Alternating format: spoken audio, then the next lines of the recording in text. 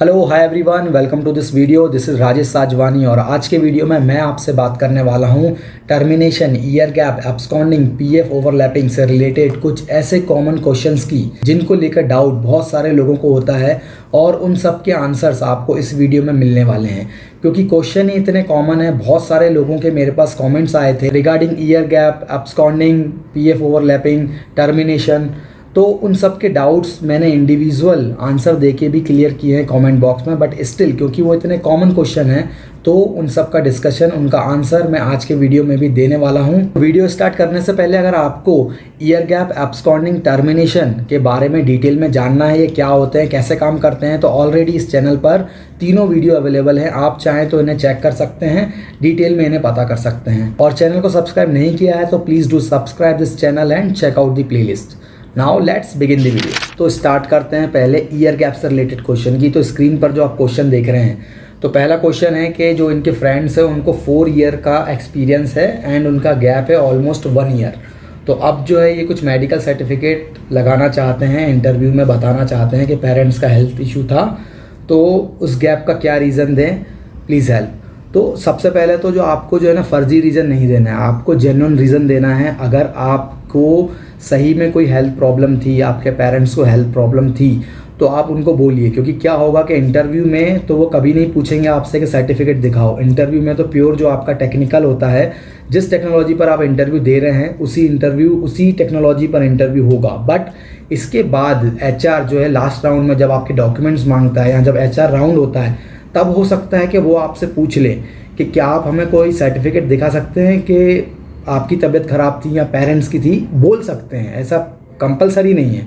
हो सकता है कि वो ना भी बोलें, आप पे बिलीव कर लें और आपको जॉब दे दें, और हो सकता है कि वो मांगें भी।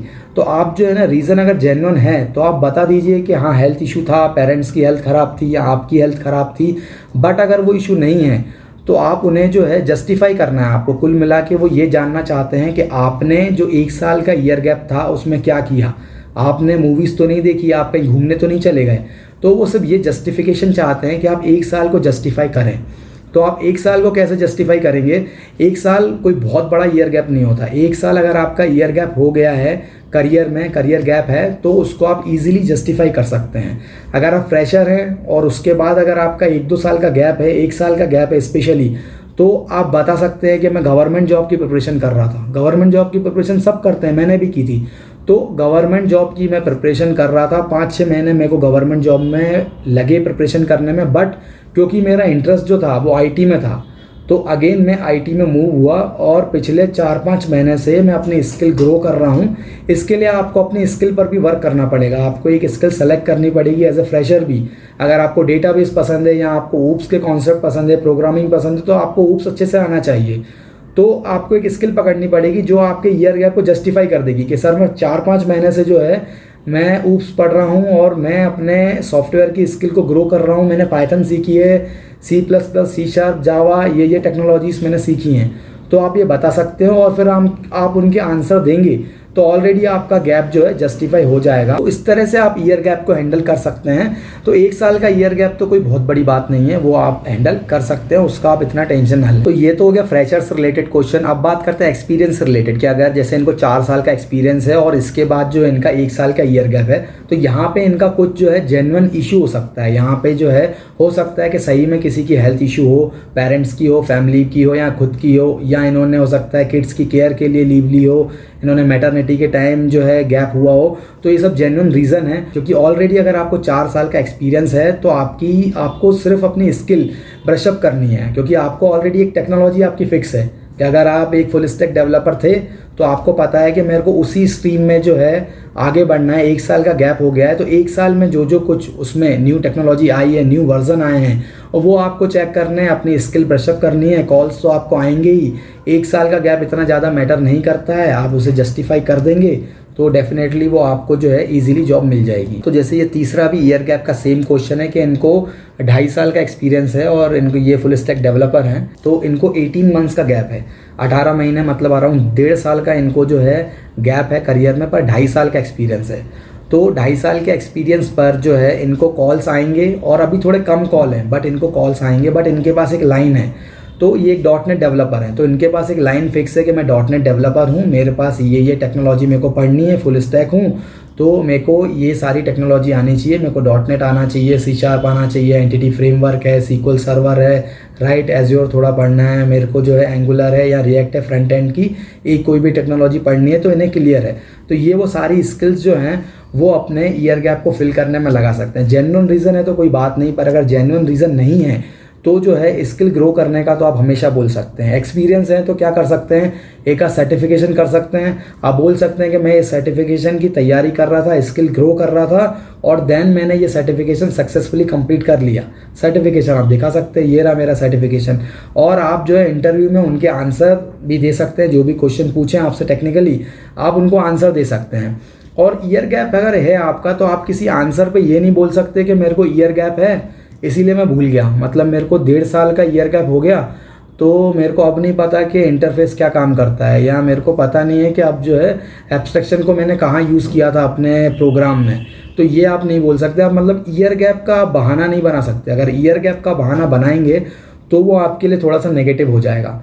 तो ये आपको ध्यान रखना है, बस जस्टिफाई करना है, उसका बहाना नहीं बनाना है आपको। तो अगर आप फ्रेशर हैं और आपका ईयर गैप है तो इसका ये मतलब नहीं कि आपको जॉब ही नहीं मिलेगी, जॉब आपको मिलेगी। हाँ, सर्टेन कंपनीज में आप अप्लाई नहीं कर सकते, उनका ऑलरेडी फिल्टर है, तो उनका ऑलरेडी फिल्टर है कि ईयर गैप वाले अप्लाई ना करें, तो मत करो अप्लाई, कोई दिक्कत नहीं है। दूसरी कंपनीज में करो, आप जो है जहाँ पर आपको अभी जॉब मिल रही है आप दूसरी कंपनीज में लो, जो कंपनी आपका टारगेट है उसमें आप बाद में जा सकते हो। आप 2-3 साल एक्सपीरियंस ले लो, इसके बाद आप वहाँ से स्विच कर सकते हो। आपका टारगेट फिर जो आपकी कंपनी थी वहाँ आप जा सकते हो, तब तो ईयर गैप इतना मैटर नहीं करता। एक बार अगर आपको एक्सपीरियंस मिल गया तो जो है मेन मोटिव होना चाहिए आपका, पहले तो जॉब लेना, एक्सपीरियंस लेना, इसके बाद जो है आपका कंपनी का दूसरा मोटिव होना चाहिए कि मेरी टारगेट कंपनी वो थी। ठीक है, ईयर गैप था, आपको नहीं मिल पाई, बट आप लेटर ऑन उसको टारगेट कर सकते हैं और आपको मिल जाएगी। एक्सपीरियंस के बाद ये इतना मैटर नहीं करता है कि ईयर गैप क्या था, आपके परसेंटेज कितने थे। अब इसके बाद आते हैं दूसरे टॉपिक पे जो है एब्सकॉन्डिंग। तो एब्सकॉन्डिंग से रिलेटेड भी मेरे पास बहुत सारे क्वेश्चंस आए थे, तो कुछ कॉमन क्वेश्चंस मैं आपके सामने रखता हूँ। जैसे फर्स्ट क्वेश्चन है कि इन्होंने भी जो है एक जगह पे 2 महीने काम किया है और इनका पीएफ अकाउंट क्रिएट हो गया था। अब इनको जो है टीसीएस में एज अ फ्रेशर जॉब मिल रही है, तो इनको डाउट है कि मेरा बीजीवी फेल तो नहीं हो जाएगा। ओके, तो दूसरा क्वेश्चन भी सेम है कि इन्होंने 2022 में 2 कंपनी से एब्सकॉन्ड किया था, टॉक्सिक वर्क कल्चर था वहाँ पे। इसके बाद इन्होंने 2022 से 24 तक लेकर एक कंपनी में भी जॉब कर रहे हैं। अब डाउट ये है कि अगर फिर से जब ये स्विच करेंगे तो इनको जो है प्रॉब्लम तो नहीं आएगी, क्योंकि उसमें भी इनका पीएफ क्रिएट हो गया था और ये एचआर से बात करने के लिए भी रेडी हैं। तो तीसरा क्वेश्चन भी सेम है कि एबीसी कंपनी एब्सकॉन्ड करने के बाद इन्होंने XYZ कंपनी में 2-3 साल काम किया, फिर इनको भी यही डाउट है कि नेक्स्ट स्विच जब मैं करूँगा तो इनका बीजीवी फेल होगा कि नहीं, और एबीसी में इन्होंने 2 महीने काम किया है। तो मतलब सारे आपने क्वेश्चन के पैटर्न देखे कि सबने 2-3 महीने में जो है एब्सकॉन्ड किया है। जो 3 क्वेश्चन है इसमें तो लगभग यही पता चल रहा है कि सबने 2-2, 3-3 महीने काम किया, इसके बाद कोई इनको अपॉर्चुनिटी मिली या कोई टॉक्सिक वर्क कल्चर था या जो भी इनके प्रॉब्लम थी, इन्होंने एब्सकॉन्ड किया है। तो पहली बात तो ये है कि 2-3 महीने में अगर आपको कंपनी से निकलना है तो एब्सकॉन्ड करने की ज़रूरत ही नहीं है, क्योंकि आप अगर कंपनी का ऑफर लेटर पढ़ेंगे तो हर कंपनी में ना एक क्लॉज होता है। जैसे अगर किसी कंपनी प्रोबेशन पीरियड है 6 महीने का, तो अगर आप प्रोबेशन पीरियड में अगर आप रिज़ाइन मारते हैं तो ऑलरेडी आपका जो नोटिस पीरियड है वो कम हो जाता है। अगर 3 महीने का नोटिस पीरियड है तो वो आपका 1 महीने का रहेगा या 15 दिन का रहेगा, डिपेंड करता है कंपनी टू कंपनी। तो जिस भी कंपनी में आप हैं, पहले तो अगर आपको 2-3 महीने में जो है रिज़ाइन मारना है, अगर वहाँ पसंद नहीं आ रहा है काम, कल्चर वहाँ का टॉक्सिक लग रहा है आपको, या जो भी उन्होंने प्रॉमिस किए थे वो आपको जो है प्रॉमिस पूरे नहीं लग रहे हैं, टेक्नोलॉजी वो आपको अगर कोई दूसरी दे रहे हैं, टेक्नोलॉजी उन्होंने चेंज कर दी है आपकी, राइट। तो ये सब जो भी चीज़ें आपको पसंद नहीं आ रही हैं, आप सोच रहे हैं मैं एब्सकॉन्ड कर दूँ, तो 2-3 महीने में तो एब्सकॉन्ड करने की ज़रूरत ही नहीं है, क्योंकि आप अगर रिज़ाइन करेंगे तो भी आपका नोटिस पीरियड जो है कम रहेगा, 15 दिन रहेगा, 1 महीना रहेगा, तो आप जो है दूसरी जॉब ले सकते हैं इजीली और आप एकदम क्लियरली निकल सकते हैं। कोई एब्सकॉन्ड का रोल नहीं और कोई आपको टेंशन नहीं कि नेक्स्ट कंपनी में फिर आपको बताना है कि मेरा पीएफ क्रिएट हो गया था, राइट, तो मैंने वहाँ से एब्सकॉन्ड किया, या ये आपको सब टेंशन लेने की ज़रूरत नहीं है अगर आप रिज़ाइन मार के निकलेंगे तो। बट अगर सपोज़ आप एब्सकॉन्ड हो चुके हो अब, तो अब क्या करना है, तो अगर आप 2-3 महीने का आपने काम किया था, आप एब्सकॉन्ड हो गए हो, पीएफ क्रिएट हो गया है, तो वैसे तो सारी कंपनीज उतना डीप लेवल तक जाकर यूएन नंबर से सर्विस हिस्ट्री चेक नहीं करती हैं, बहुत कम कंपनी होती हैं। बट अगर आपको डाउट है, आपको लगता है कि चेक कर लेंगी, तो आप बेटर एक काम कर सकते हैं कि जब आपके सारे राउंड्स हो जाएं तो आप एचआर राउंड में एचआर को बता सकते हैं कि ऐसा ऐसा एक एबीसी कंपनी थी, वहाँ वर्क कल्चर बहुत टॉक्सिक था, या वहाँ मुझे सैलरी का इशू था, या वहाँ मेरे को टेक्नोलॉजी दूसरी दे दी थी, वहाँ प्रोजेक्ट ख़त्म हो गया था। जो भी आपके रीज़न है एब्सकॉन्डिंग के, वो सारे आप बोल सकते हैं और आप उन्हें पहले से ही इन्फॉर्म कर सकते हैं कि 2 महीने बाद मैंने वो कंपनी छोड़ दी थी due to this and this reason थोड़ा वैलिड होना चाहिए, लॉजिकल होना चाहिए। तो आपने उनको इन्फॉर्म कर दिया। अगर आपकी जो ज्वाइनिंग कंपनी है वो उस लेवल तक, डीप लेवल तक जाकर जो है बैकग्राउंड वेरिफिकेशन करती है कि आपके यूएन नंबर से आपकी सर्विस हिस्ट्री चेक करती है, तो भी आपको टेंशन नहीं है, क्योंकि आपने पहले ही एचआर को इन्फॉर्म कर दिया है। अगर वो कंपनी का आपका डिटेल आई भी कि 2 महीने इस कंपनी से पीएफ डिपॉजिट हुआ था, तो आपने क्लियर कर दिया है, आपने कोई चीट नहीं किया है वहाँ पे, आपने कुछ छुपाया नहीं है कि आपने 2 महीने काम किया था बताया नहीं, आपने बता दिया था एचआर को, तो यहाँ पे आप क्लियर हैं। अब आपको कोई ज़्यादा टेंशन लेने की ज़रूरत नहीं है, राइट। जेन्युइन है तो वो डेफिनेटली एक्सेप्ट कर लेंगे, कोई प्रॉब्लम नहीं जाएगी। अब जैसे यहाँ पर जो इनका क्वेश्चन है कि इन्होंने 1 साल के बाद XYZ कंपनी से एब्सकॉन्ड किया है और now I have selected in another company, I didn't mention in the resume and interview, तो पीएफ ऑल्सो क्रिएटेड। तो यहाँ पे ये प्रॉब्लम है, इनको डाउट है 1 साल बाद इन्होंने एब्सकॉन्ड किया था तो पीएफ ऑलरेडी इनका क्रिएट हो गया है। तो अब क्या करना है कि आपको एचआर को, अगर आपको डाउट है, मैंने बताया कि डिपेंड करता है कि आपका बैकग्राउंड वेरिफिकेशन किस लेवल पर हो रहा है। अगर वो इतना डीप में हो रहा है तो फिर आपको जो है ये आपका दिखेगा डेफिनेटली पीएफ हिस्ट्री। नहीं हो रहा है तो कोई प्रॉब्लम नहीं है। तो लेकिन ये आपको पता नहीं है कि बैकग्राउंड वेरिफिकेशन किस लेवल तक होगा।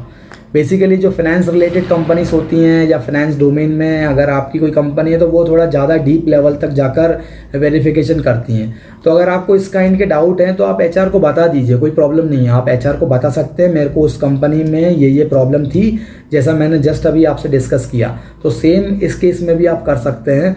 तो बेटर है आप क्लियर बोलेंगे, कोई प्रॉब्लम नहीं जाएगी, क्लियरिटी बेस्ट होती है। अब इसके बाद बात कर लेते हैं टर्मिनेशन से रिलेटेड, क्योंकि टर्मिनेशन से रिलेटेड क्या क्या कॉमन क्वेश्चंस होते हैं। तो मैंने 2 एक क्वेश्चन सेलेक्ट किए हैं। तो जैसे पहला क्वेश्चन है, I terminated from this company, work for 2 month, I got termination letter, UAN is created, not activated. अब मेरे को fresher as a fresher job मिल रही है और यूएन नंबर शेयर करूँ कि नहीं। ओके, तो यहाँ पे क्या है कि जो है इनका जो है टर्मिनेट हो गए थे, बट इनके साथ अच्छी चीज़ ये है कि इनको एज अ फ्रेशर दूसरी कंपनी में जॉब मिल रही है। और यूएन नंबर आपके पास एक ही हो सकते हैं, आपके पास 2 यूएन नंबर नहीं हो सकते। अगर ये एक्टिवेट नहीं है तो कोई दिक्कत नहीं है। जो आप नई कंपनी ज्वाइन कर रहे हो वहाँ पर आपको जो है कंपनी एक न्यू यूएन नंबर क्रिएट करके देगी और न्यू पीएफ अकाउंट क्रिएट करके देगी, राइट। क्योंकि आपके पास 2 यूएन नंबर एक्टिव नहीं हो सकते, इनका ऑलरेडी यूएन नंबर एक्टिव नहीं है।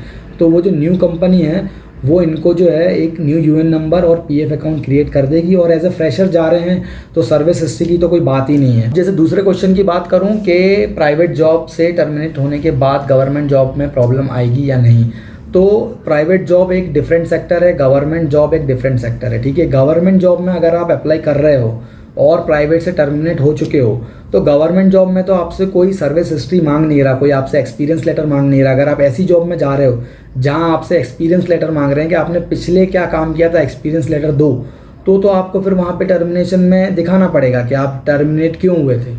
ओके, पर अगर आप कोई ऐसी गवर्नमेंट जॉब पकड़ रहे हो, सपोज आप अगर क्लर्क बन रहे हो, बैंक पीओ बन रहे हो, पीओ के एग्जाम दे रहे हो, रेलवे के दे रहे हो, तो वहाँ पे तो आप एज अ फ्रेशर ही जा रहे हो, आपसे कोई सर्विस हिस्ट्री नहीं मांग रहा। तो वहाँ कोई मतलब नहीं है कि आपने प्राइवेट जॉब कितनी बार की थी, क्या हुआ था, वहाँ कितना एक्सपीरियंस था, राइट, टर्मिनेट हुए थे नहीं हुए थे। वहाँ वो आपको एग्ज़ाम क्लियर करना है और आप एज अ फ्रेशर ही वहाँ पे फिर धीरे धीरे ग्रो करोगे, तो इसका कोई फ़र्क नहीं पड़ता है। और टर्मिनेशन से रिलेटेड और भी क्वेश्चन थे, मैंने ऑलरेडी वो वीडियो बनाया है एक टर्मिनेशन पे अलग से, बट और क्वेश्चन ये थे कि टर्मिनेशन के बाद भी उन्हें जॉब मिलेगी कि नहीं।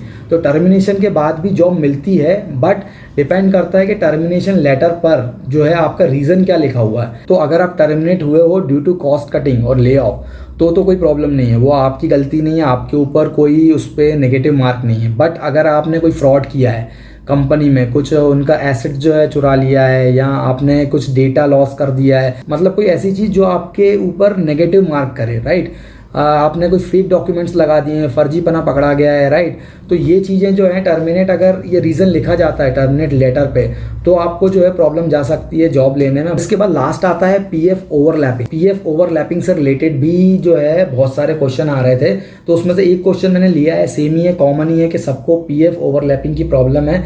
जैसे इनकी जो है ज्वाइनिंग डेट भी सेम है और एग्जिट डेट भी सेम है, तो अब इनका पीएफ ओवरलैप हो गया है, तो अब ये क्या करें। तो पीएफ ओवरलैपिंग जो है ना, इनकी तो खैर खुद की गलती से इन्होंने खुद ही रिज़ाइन भी उसी दिन किया है और ज्वाइनिंग भी उसी दिन की है। यहाँ पर ये किसी कंपनी से रिक्वेस्ट नहीं कर सकते, ना कि लास्ट कंपनी से और ना कि जो है करंट कंपनी से बोल सकते हैं कि मेरी ज्वाइनिंग डेट चेंज करो या एग्जिट डेट चेंज करो, जिससे ओवरलैपिंग खत्म हो जाए। बट अगर ये गलती से हो जाता है, अगर पीएफ ओवरलैपिंग गलती से हो जाती है, तो आप कंपनी से रिक्वेस्ट कर सकते हैं, आप अपनी लास्ट कंपनी से रिक्वेस्ट कर सकते हैं कि आप एग्जिट डेट जो है चेंज कीजिए, या आप अपनी करेंट कंपनी से रिक्वेस्ट कर सकते हैं कि ज्वाइनिंग डेट चेंज कीजिए क्योंकि पीएफ ओवरलैप हो गया है। और अगर दोनों कंपनीज जो हैं वो आपकी बात नहीं सुनती हैं, वो चेंज करने को रेडी नहीं है, तो आप क्या करेंगे, तो आपको जो है एक पीएफ को विड्रॉ कर लेना चाहिए। आपको जो है लास्ट पीएफ जो है आपका वो विड्रॉ कर लेना चाहिए। तो विड्रॉ कैसे होगा, ऑनलाइन विड्रॉ नहीं होगा। अगर आप ऑनलाइन विड्रॉ करने का ट्राई करोगे और अगर आपका पीएफ ओवरलैप है, तो जहाँ तक मुझे पता है कि आपका क्लेम रिजेक्ट हो जाएगा। तो इसके लिए आपको क्या करना पड़ेगा कि आपको ईपीएफओ ऑफिस जाना पड़ेगा, आपको पीएफ ऑफिस जाना पड़ेगा और फिजिकली वहाँ पे कुछ फॉर्म साइन करने होंगे, आपको वहाँ पे डिस्कस करना होगा, बताना होगा कि मेरा पीएफ ओवरलैप हो गया, और जो भी उनका प्रोसेस है ईपीएफओ का वो आपको फॉलो करना पड़ेगा। वहाँ से आपको हेल्प मिल सकती है। तो ऐसे आपकी जो है ओवरलैपिंग में आपको वही हेल्प कर सकते हैं ईपीएफओ ऑफिस वाले। बाकी आपको कंपनीज मुझे नहीं लगता कि इतना हेल्प करेंगी ऑन दिस ओवरलैपिंग रीजन। तो ये थे कुछ कॉमन क्वेश्चंस जो नॉर्मली टर्मिनेशन से, एब्सकॉन्डिंग से, ईयर गैप से रिलेटेड थे, पीएफ ओवरलैपिंग से रिलेटेड थे। अगर स्टिल आपको कोई डाउट है, अभी भी आपके क्वेश्चन और हैं, तो आप मुझे कमेंट्स कर सकते हैं, मैं आपको डेफिनेटली रिप्लाई करने का ट्राई करूंगा। या आप मेरे वो वीडियोस चेक कर सकते हैं डिटेल वाले। और वीडियो आपको पसंद आया हो, इन्फॉर्मेटिव लगा हो, तो प्लीज़ लाइक कीजिए, शेयर कीजिए और सब्सक्राइब कीजिए। Thank you for watching. Bye bye, जय हिंद।